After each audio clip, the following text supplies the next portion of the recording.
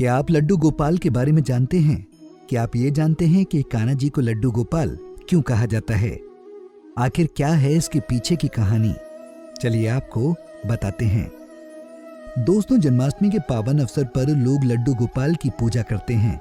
दरअसल हम लोग ये तो जानते ही हैं कि लड्डू गोपाल का कान्हा जी का छोटा रूप है। बाल कान्हा जी घुटनों के बल चलते हैं। लड्डू गोपाल के हाथ में लड्डू होता है। क्या आपने सोचा है कि कान्हा जी को तो माखन और दही पसंद है, लेकिन फिर भी उन्हें लड्डू गोपाल क्यों कहा जाता है? ब्रज भूमि में भगवान श्री कृष्ण के परम भक्त कुंभन दास नाम के व्यक्ति थे। कुंभन दास का छोटा बेटा था जिसका नाम रघुनंदन था। कुंभन दास श्री कृष्ण के बहुत बड़े भक्त थे। दिन रात वो श्री कृष्ण की पूजा करते थे, इसलिए वो अपना घर और मंदिर छोड़कर भी कहीं नहीं जाते थे। परंतु एक बार कुंभन दास को वृंदावन से भागवत कथा का निमंत्रण आया। इस निमंत्रण को वो मना नहीं कर पा रहे थे। बहुत समय तक सोचने के बाद उन्होंने जाने का मन बना लिया। अपने छोटे बेटे को वो पूजा की सारी जिम्मेदारी दे गए। उन्होंने बेटे को कहा कि शाम को श्री कृष्ण को भोग जरूर लगाना है। पिता के कथन अनुसार शाम को रघुनंदन ने पूरे विधि विधान के साथ पूजा की और प्रभु को थाली परोसी।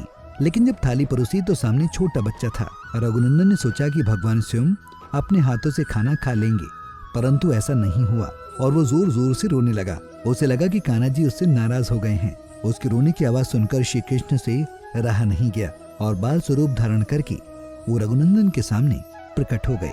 रघुनंदन भी उन्हें देखकर बहुत खुश हुआ और उन्हें प्रणाम करके भोग की थाली नीचे रख दी। रघुनंदन के द्वार परोसा गया सारा प्रसाद प्रभु ने खा लिया। इसके बाद वो उसे आशीर्वाद देकर अंतर्धान हो गए। जैसे कुंभन दास घर वापस आए तो थाली साफ देखकर बहुत हैरान हुए। उन्होंने सोचा कि शायद हो सकता है कि रघुनंदन को भूख लगी हो तो उसने खा लिया होगा, परंतु रोज यही होने लगा। कुंभन दास ने देखा कि रघुनंदन उनसे ज्यादा पूजा में दिलचस्पी ले रहा है। इसका सच जानने के लिए वो एक दिन मंदिर की दीवार के पीछे छिप गए। शाम जैसे हुई रघुनंदन ने कान्हा जी की पूजा की और उन्हें भोग की थाली परोसी। जैसे उसने थाली परोसी, भगवान श्री कृष्ण बाल रूप में प्रकट हो गए। कुंभन दास ये सारा दृश्य दीवार के पीछे से देख रहे थे। वो देखकर भाव से भर गए और कान्हा जी के चरणों में गिर गए। जिस वक्त कुंभन दास भगवान श्री कृष्ण के चरणों में गिरे, कान्हा जी के हाथ में लड्डू था। उसी रूप में श्री कृष्ण वहाँ जड़ गए। गोपाल तो श्री कृष्ण को कहते हैं, परंतु उनके हाथ में लड्डू था, इसलिए उनका नाम लड्डू गोपाल पड़ गया। इसलिए जन्माष्टमी पर उनके मोहक रूप लड्डू गोपाल की पूजा की जाने लगी।